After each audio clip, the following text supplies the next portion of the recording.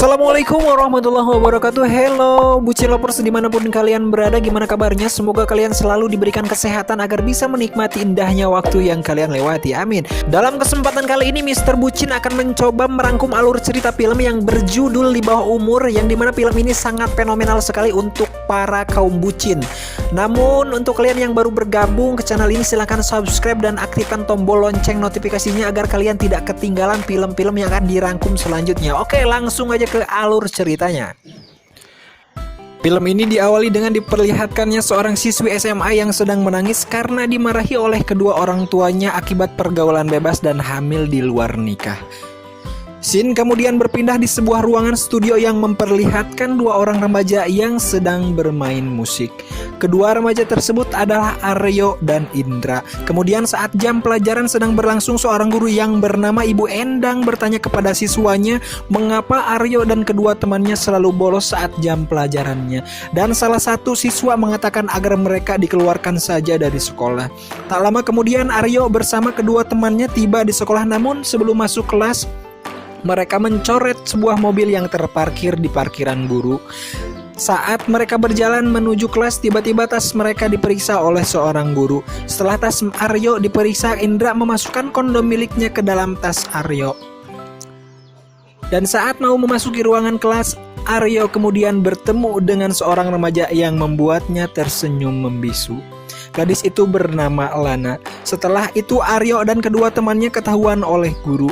Saat di ruangan guru BK, Ibu Endang bertanya apa alasan mereka bolos di jam mata pelajarannya. Aryo kemudian menjawab bahwa alasan kenapa mereka bolos tidak ingin menimbulkan skandal. Ibu Endang yang bingung dengan jawaban Aryo kemudian kembali bertanya apa maksudnya. Lalu Aryo kembali menjelaskan bahwa dia sangat kagum dengan kecantikan Ibu Endang. Aryo juga mengatakan bahwa kekagumannya itu berubah menjadi cinta. Ibu Endang yang mendengar penjelasan Aryo akhirnya menjadi luluh dan tersipuh malu. Selanjutnya saat Aryo dihukum di lapangan bersama kedua temannya, tiba-tiba dia melihat Lana sedang berjalan di teras sekolah. Aryo kemudian terus memperhatikannya dan dia terdiam melihat gadis itu. Setelah selesai dihukum, Aryo beralasan ke temannya bahwa dia ingin ke toilet terlebih dahulu. Namun ternyata bukan toilet yang ia tuju, melainkan ruang kelas Lana. Aryo pun izin masuk ke dalam kelas tersebut dengan alasan ingin mengembalikan pulpen Lana yang ketinggalan. Padahal itu hanya siasat Aryo untuk bertemu dengan Lana. Selanjutnya saat jam pulang sekolah telah tiba, Aryo mengambil tasnya dan dia melihat selembar kertas di bawah tasnya yang bertuliskan toilet. Saat asik sedang berjalan sambil mendengarkan musik, tanpa sengaja Aryo menabrak Lana. Tak lama kemudian datanglah Kevin dalam keadaan emosi karena Kevin mengetahui bahwa Aryo lah yang telah mencoret mobilnya. Dan akhirnya mereka pun berkelahi. Di tengah perkelahian, Gita yang merupakan teman Lana menjelaskan kepada Lana bahwa dulunya Aryo dan Kevin serta wanita yang bernama Naya merupakan sahabat dekat. Setibanya Lana di rumahnya, tantenya bertanya mengapa Lana tidak pulang bersama Kevin. Lana pun menjelaskan bahwa Kevin sedang berkelahi di sekolah. Tak lama setelah itu Kevin masuk ke kamar Lana dalam keadaan marah karena Lana telah mengadu ke ibunya. Kevin kemudian menyuruh Lana untuk membersihkan mobilnya, namun Lana menolak. Kevin pun kemudian mengancam Lana. Dia berkata akan memberitahukan ke semua orang alasan Lana dipindahkan dari sekolah lamanya. Lana pun akhirnya dengan terpaksa membersihkan mobil Kevin. Di malam harinya Aryo sedang dinasihati oleh ibunya. Ibunya berkata bahwa Aryo tidak boleh berpacaran sampai lulus kuliah. Lama kemudian Aryo mengendarai motornya dan berkunjung ke sebuah rumah. Keesokan harinya saat di sekolah, Lana pergi ke kantin dan memesan segelas teh. Tak lama kemudian Aryo juga datang ke kantin tersebut. Aryo kemudian memotret Lana secara diam-diam. Lana pun mengetahuinya dan berkata kenapa tidak meminta izin terlebih dahulu. Aryo kemudian menjawab bahwa momennya tidak akan sama jika dirinya meminta izin. Aryo pun kemudian mencium foto tersebut dan Lana pun pergi. Saat jam pelajaran olahraga sedang berlangsung, Aryo pun terus memperhatikan Lana yang sedang berbicara dengan Gita. Tak lama kemudian, Lana pun pamit kepada Gita karena ingin memakai pembalut di toilet. Saat Lana masuk ke toilet, Aryo pun mengikutinya dari belakang dan menunggunya di depan pintu toilet yang telah ditukar lambangnya. Ketika jam pelajaran sedang berlangsung, kepala sekolah menyampaikan pengumuman kepada siswa agar berkumpul di ruangan auditorium setelah jam pulang sekolah, dan kepala sekolah pun meminta agar yang menukar lambang toilet segera mengaku. Mendengar pengumuman tersebut, Aryo pun tersenyum sendiri. Setelah jam pelajaran terakhir selesai, para siswa pun berkumpul di ruangan auditorium untuk mendengarkan kajian dari seorang ustadz mengenai kenakalan remaja. Saat kajian sementara berlangsung, Kevin tiba-tiba keluar dan menuju ke toilet wanita. Beberapa saat kemudian, Marsha keluar dari salah satu ruangan toilet sambil memasang kancing bajunya. Dari dalam ruangan tersebut, Kevin juga keluar sambil memasang resleting celananya. Entahlah apa yang mereka sudah lakukan di dalam toilet. Yang ada di pikiran Mr. Induhui, mereka sudah melakukan sesuatu yang sangat menakutkan. Selanjutnya di malam hari terlihat Lana sedang berbaring di kamarnya dan dia menemukan selembar kertas yang berisi pesan di dekat bantalnya. Lana pun bingung siapa yang telah masuk ke kamarnya dan menulis pesan tersebut.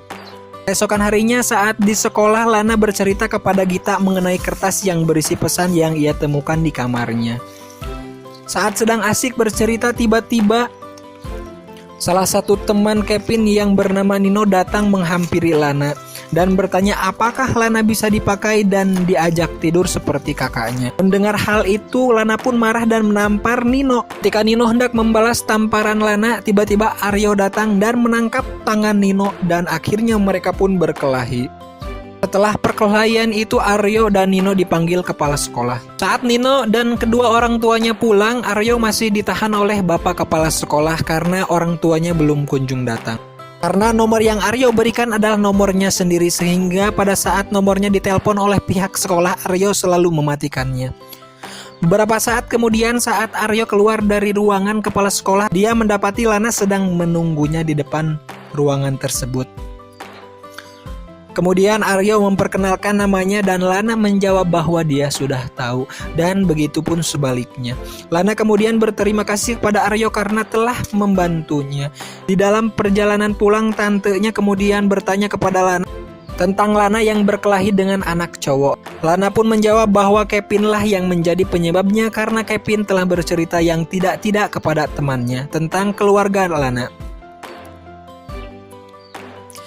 Setelah itu, Kevin kemudian memperingati Lana agar Lana tidak berteman dengan Aryo. Sesampainya di rumah, Lana kemudian masuk kamarnya dengan menangis dan menelpon ibunya. Dia kemudian mengadu kepada ibunya bahwa dia tidak betah dan ingin pulang. Saat Lana hendak tidur, dia kembali menemukan selembar kertas berisi pesan yang menempel di cerminnya. Keesokan harinya saat di ruangan kelas, Lana kembali lagi bercerita mengenai kertas yang berisi pesan yang dia temukan. Lana pun mengatakan bahwa dia menemukan solusi untuk mengetahui siapa orang yang telah masuk ke kamarnya dan menulis pesan tersebut. Tak lama kemudian, Marsha bersama teman-temannya menghampiri Lana di ruangan kelas. Dia bertanya ada hubungan apa antara Lana dan Aryo. Lana pun menjawab bahwa dia tidak ada hubungan apapun dengan Aryo. Marsha kemudian memperingatkan Lana agar tidak kecantilan sama senior. Setelah Marsha dan teman-temannya pergi, Gita datang dan membawa sebuah donat, lalu Gita memberikan donat tersebut kepada Lana dan mengatakan donat tersebut titipan dari Aryo untuk Lana. Saat Lana sedang menikmati donat pemberian Aryo di kantin, tiba-tiba Aryo pun datang sambil berbisik apakah donatnya enak. Lana pun tidak menjawab dan hanya diam karena merasa sedikit malu. Aryo kemudian meminta Lana untuk berdiri dan setelah mereka berdua berdiri, Aryo pun menyampaikan kepada seluruh siswa yang ada di kantin bahwa mulai saat ini Aryo yang bertugas menjaga Lana. Dan siapapun yang ingin mendekati Lana harus berurusan dengannya, termasuk Kevin yang merupakan sepupu Lana. Mendengar hal itu kemudian Lana menyatakan bahwa dia bisa jaga diri sendiri. Dan Lana pun pergi meninggalkan kantin. Tak lama kemudian Nino mendatangi Lana dan meminta maaf atas sikapnya tempo hari.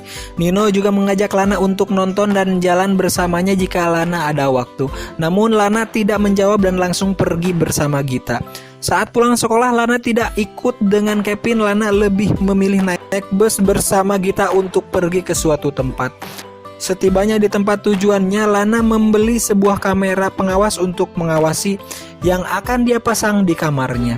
Sesampai di rumah, Lana lagi-lagi menemukan beberapa lembar kertas yang berisi pesan di dalamnya. Lana pun kemudian menuliskan sebuah kalimat di selembar kertas dan menempelkannya di jendela kamarnya. Beberapa saat kemudian, saat Lana keluar dari toilet, dia melihat kertas yang dia tempelkan di jendela kamarnya mendapatkan balasan. Di tempat lain terlihat Aryo sedang berbicara dengan teman wanitanya yang bernama Naya. Di dalam percakapan, Aryo meminta saran kepada teman wanita itu. Keesokan harinya saat di sekolah, salah satu teman Aryo yang bernama Bayu membuat pengumuman. Dia mengatakan bahwa Aryo memiliki perasaan kepada Lana. Namun Aryo tidak berani mengatakannya.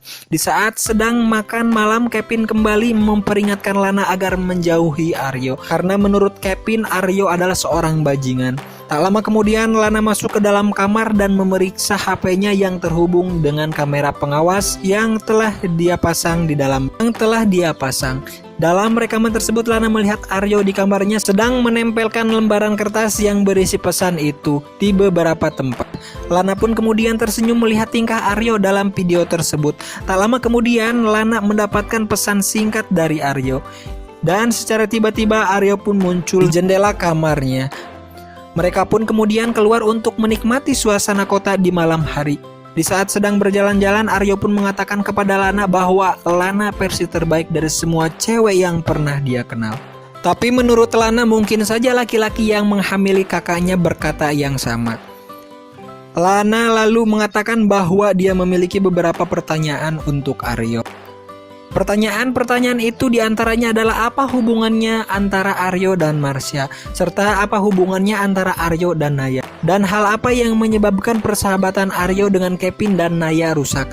Aryo pun menjawab bahwa dia tidak memiliki perasaan apapun kepada Marsha, dan menurutnya Marsha hanya sekedar teman jalan saja. Tak lama kemudian Aryo mencium kening Lana sehingga membuat Lana tidak sengaja meneteskan air mata. Setelah itu Aryo pun mengungkapkan cintanya kepada Lana. Lana pun menerimanya. Namun di sisi lain terlihat seorang mengambil gambar mereka berdua. Selanjutnya terlihat Lana dan Aryo sedang meminta izin kepada ibu Aryo untuk hubungan mereka, namun ibu Aryo tidak menyetujui hubungan mereka.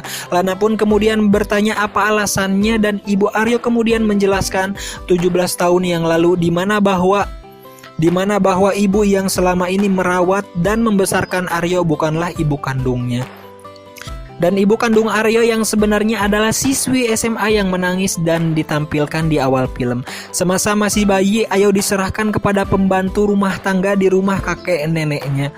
Kakek dan neneknya menyerahkan Aryo yang masih bayi pada pembantunya karena mereka tidak ingin menanggung malu yang disebabkan anak mereka yang merupakan ibu kandung Aryo telah melahirkan seorang anak tanpa ayah.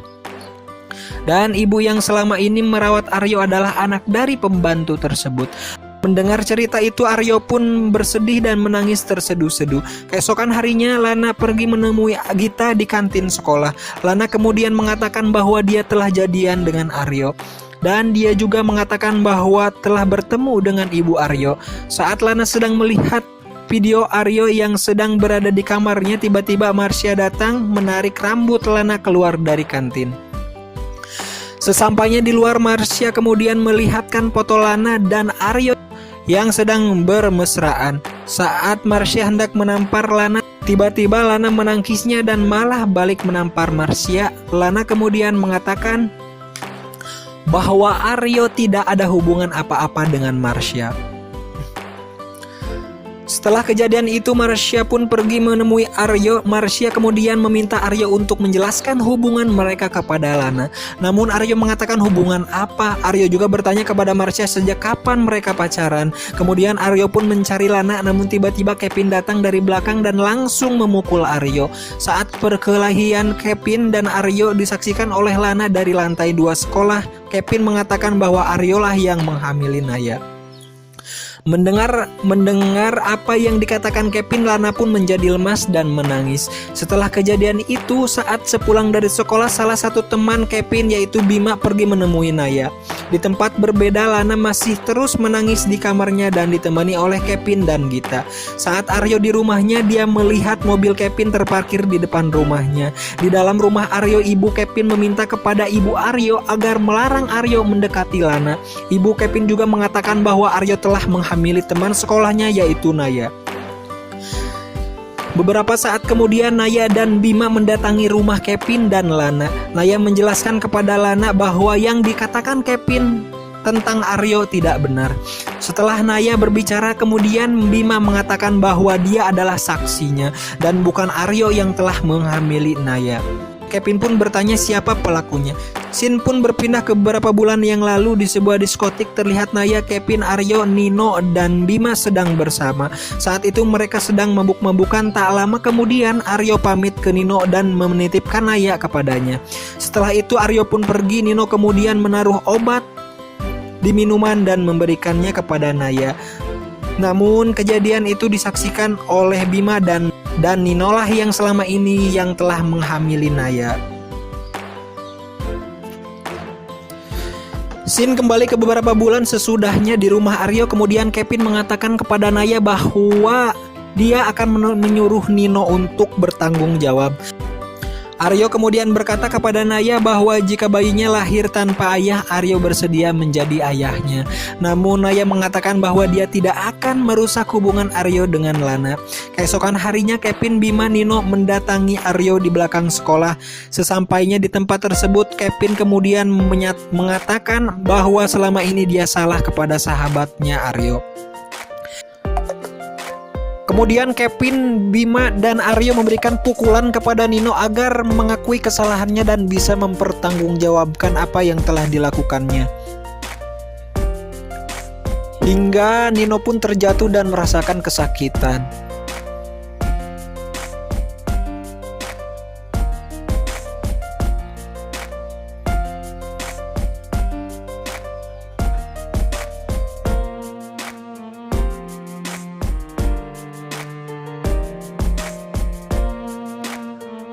Oke Sobat Induhui Lovers, mungkin sekian dulu dari episode kali ini.